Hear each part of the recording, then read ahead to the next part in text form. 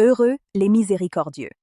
Dans le chapitre 10 de l'Évangile selon le spiritisme, Jésus proclame bienheureux ceux qui sont miséricordieux, car ils obtiendront miséricorde.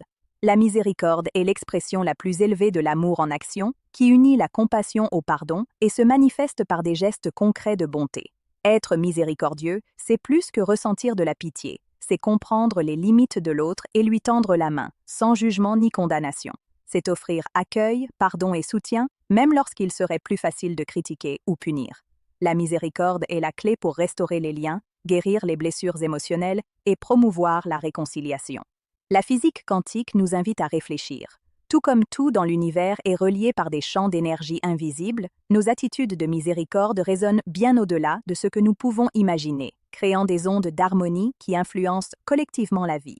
Dans la psychologie basée sur les preuves, la pratique de la compassion et du pardon a des effets prouvés sur la réduction du stress, l'amélioration des relations et le renforcement du bien-être émotionnel. Des interventions telles que la thérapie axée sur la compassion montrent que cultiver la miséricorde transforme non seulement celui qui la reçoit, mais surtout celui qui la pratique. En pratique, cet enseignement nous invite à exercer quotidiennement de petits actes de miséricorde. Écouter sans critiquer, pardonner les offenses, soutenir ceux qui souffrent et offrir de la générosité sans attendre de retour. En le faisant, nous nous alignons sur la loi divine de l'amour et construisons une vie plus pleine et significative.